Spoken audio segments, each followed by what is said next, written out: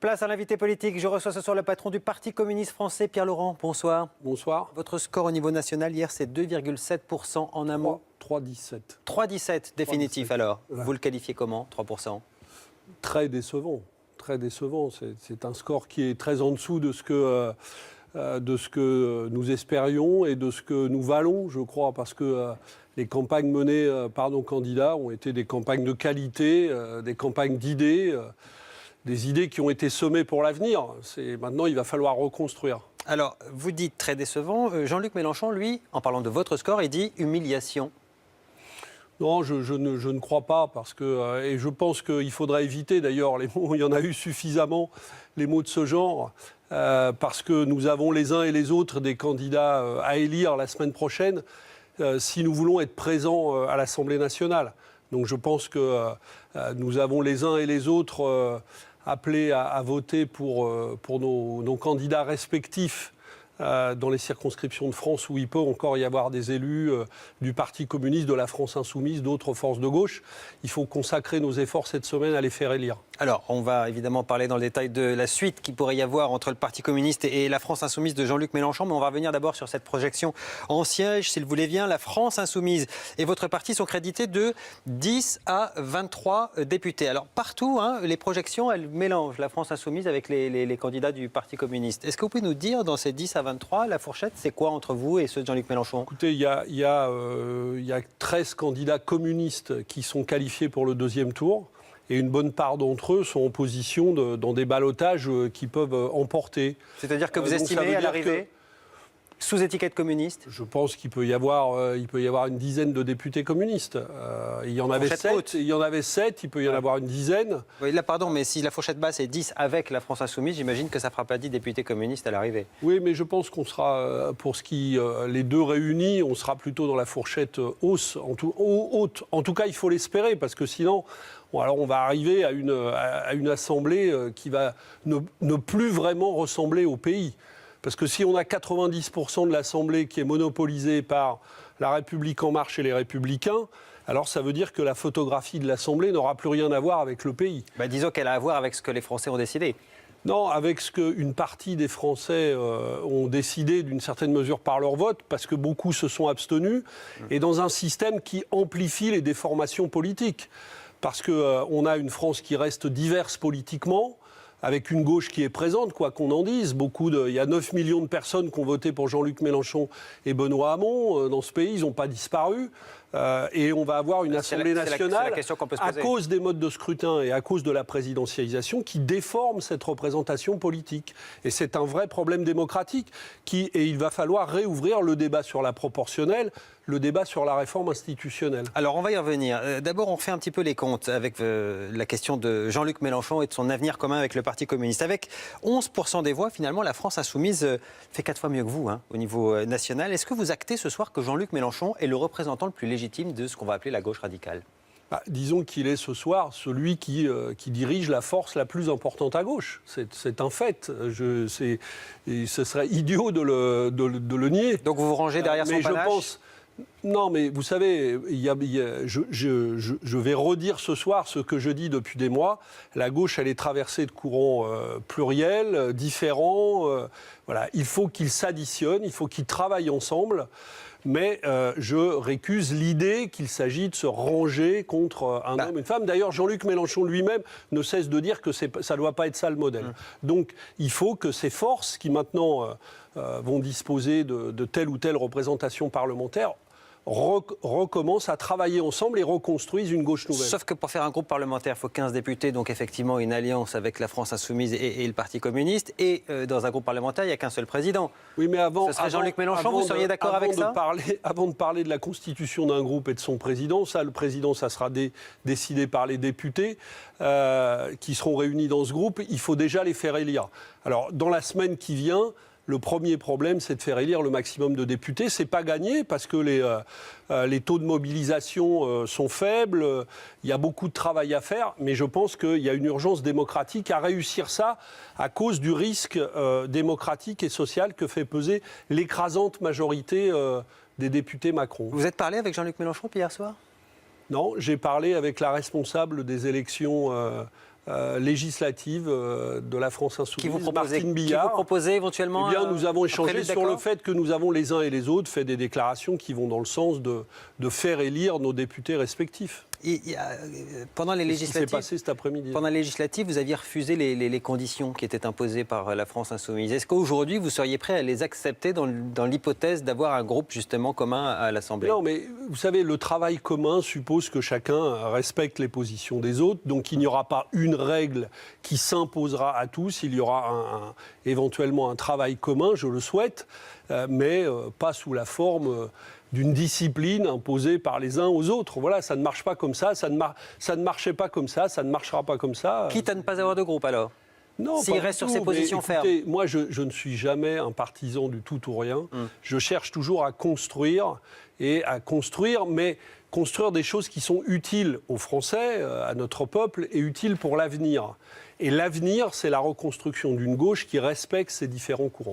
Le dernier SMS connu que vous a envoyé Jean-Luc Mélenchon, c'était un SMS... des vieilles histoires. Je ressasse des vieilles histoires parce que vous êtes en train de me dire que vous voulez un avenir en commun et que vous êtes prêt en tout cas, vous souhaitez un travail en commun. Il vous avait écrit « Vous êtes la mort et le néant ». Est-ce que vous pouvez quand même être ensemble dans un groupe en étant la mort et le néant ? La preuve que non, parce que nous sommes là, nous allons continuer à exister. Les gens qui ont annoncé la mort du Parti communiste, je peux vous en citer des quantités depuis très longtemps. Nous allons être présents à l'Assemblée nationale. Nous resterons une des forces qui dispose à la fois de députés et de sénateurs dans les deux chambres parlementaires. Donc nous allons continuer à faire vivre le débat démocratique. Et voilà, donc c'est tout ce que j'ai à dire là-dessus. Et pour moi, l'heure n'est pas à la polémique. On voit bien que la situation de la gauche, c'est le besoin de reconstruire. Donc c'est à ça qu'on va se consacrer, pour ce qui nous concerne en tout cas. Et quand il dit que vous êtes humilié, que c'est une humiliation, votre mais ne cherchez pas, de la polémique, à me faire dire des choses que je n'ai pas envie de dire. Dites ce que vous voulez. Je vous les dirai pas, mais parce que ça ne sert à rien.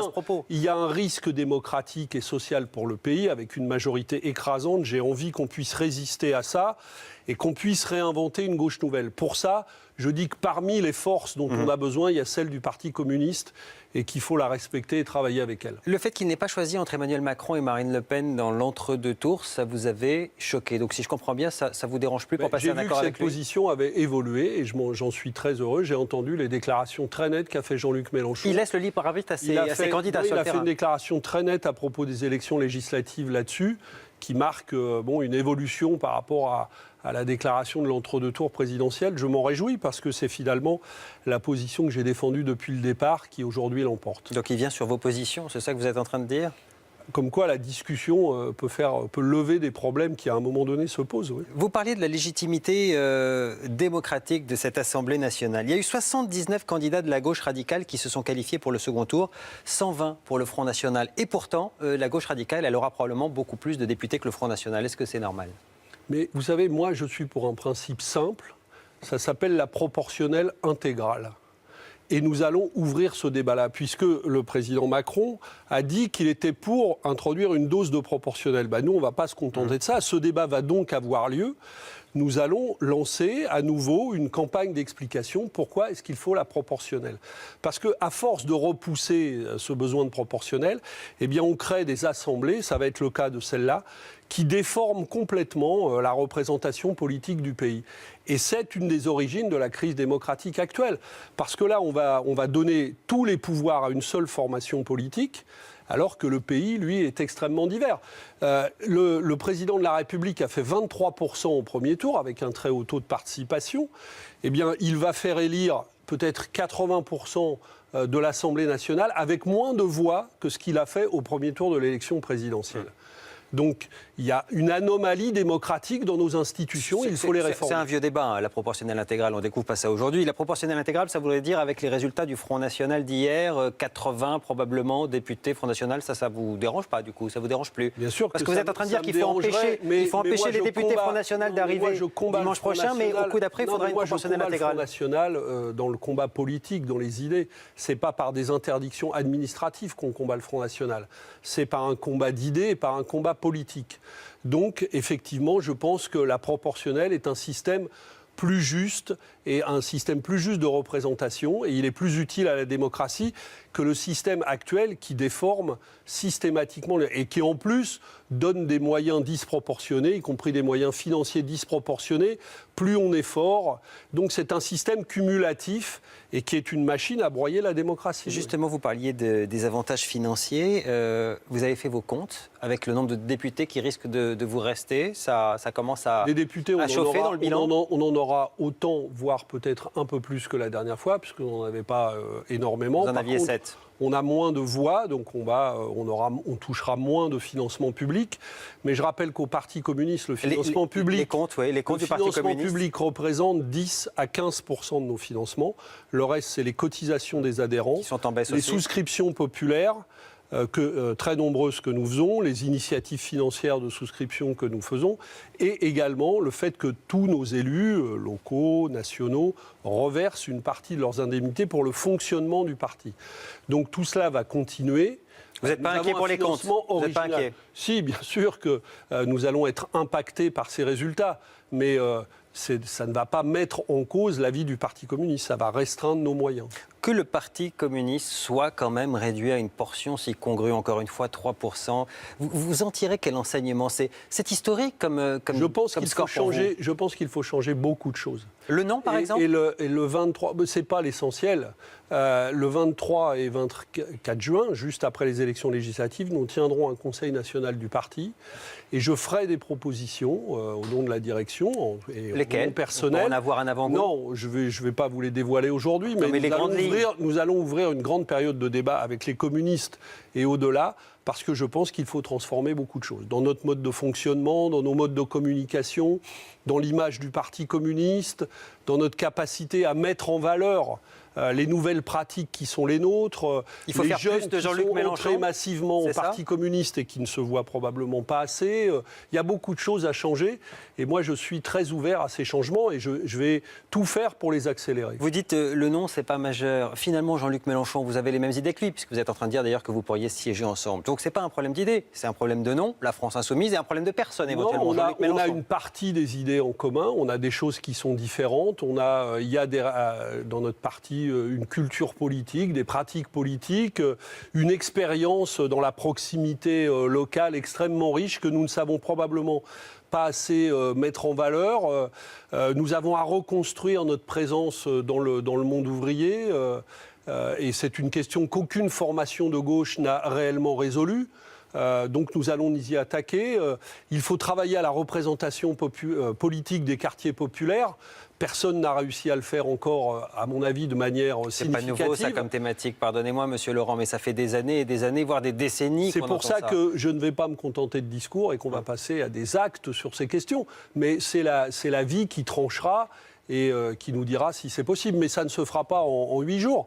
Il va falloir, c'est un travail de plusieurs années, pour bouleverser tout ça, mais nous allons le faire. Vous pensez que le Parti communiste a encore un avenir dans cette recomposition politique et dans ce nouveau monde qui semble s'ouvrir ? Je pense qu'il y a une idée, puisque vous me parlez du nom, je pense qu'il y a au cœur de l'idée communiste, l'idée du commun, qui est une idée qui est redevenue très moderne. L'idée des biens communs, l'idée du commun, est une idée qui a beaucoup d'avenir dans le monde d'aujourd'hui, dans le XXIe siècle. C'est une idée profondément sociale, profondément écologique, profondément solidaire. Donc je pense que c'est une idée moderne. Et il y a beaucoup à travailler pour la remettre en valeur. Évidemment, je le répète, il y a beaucoup de choses à changer. Je n'ai pas de tabou sur ça, au contraire. Mais je pense qu'il y a au fond, dans l'idée communiste, quelque chose qui a aujourd'hui, à l'aube du XXIe siècle, qui retrouve une très grande actualité. Et c'est à nous de savoir la mettre en valeur. Vous disiez craindre l'hégémonie totale de la République En Marche à l'Assemblée nationale. Certains disent... Si l'opposition ne se fait pas à l'Assemblée nationale, elle risque fort de se faire ailleurs, dans la rue, sur les réseaux sociaux. C'est l'avis de Mélenchon, par exemple. C'est le vôtre aussi ? Écoutez, une assemblée de parti unique, en gros, c'est jamais bon, parce que la démocratie française, ça dépasse ça. Mais si c'est le résultat de la démocratie, c'est pas ça. Oui, mais je le répète, c'est un résultat déformé. Parce que nos institutions déforment l'expression politique des Français. De la même manière, il y aurait une plus grande légitimité dans le renouveau qu'on nous présente avec En Marche, parce que le renouveau en termes de représentation sociologique de toutes les catégories ne sera pas au rendez-vous. Et vous verrez la composition sociologique de l'Assemblée nationale avec 450 députés En Marche, eh bien vous n'y trouverez pas les catégories populaires du pays qui sont pourtant les plus nombreuses. Et vous considéreriez donc, pour revenir à la question, que ça serait aussi légitime de faire l'opposition dans la rue si jamais vous n'êtes pas élu à l'Assemblée? Est-ce que ça ne serait pas un peu, bon, j'ai raté l'élection, ça n'est donc pas je fais seulement autrement? une question d'opposition, c'est qu'on a le droit, ça fait partie de la démocratie, d'exprimer son opinion. On a le droit de le faire dans les urnes, on a le droit de le faire dans la rue. Le droit de manifester est un droit constitutionnel dans notre pays. On a le droit de le faire de multiples manières. On a le droit de le faire sur les réseaux sociaux, on a le droit de le faire... Voilà, donc tout ça fait partie de la vie démocratique et politique. C'est pas contre la démocratie, c'est la démocratie. C'est pas une seule chose, les élections. C'est les élections, le droit de manifester, le droit de créer des associations, le droit de mener des combats sociaux ou citoyens. Voilà, c'est plein de choses, la démocratie. Merci Pierre Laurent d'être venu répondre à nos questions ce soir au lendemain de ce premier tour. Vous restez avec nous, on continue avec d'autres invités à décrypter les enjeux et surtout les enseignements de ce premier tour. À tout de suite.